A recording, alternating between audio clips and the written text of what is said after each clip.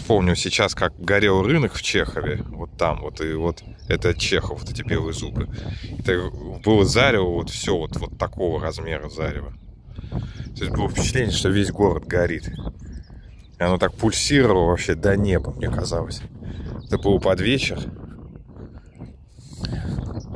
Сколько лет назад, спросите? Думаю, лет 10 назад, а то и больше. В общем, такая была история. Сейчас я возвращаюсь на свою базу. Вот человек в плену у физиологии. Ну, в заложниках, скажем так. В заложниках у физиологии. Нужно есть, спать, возвращаться домой.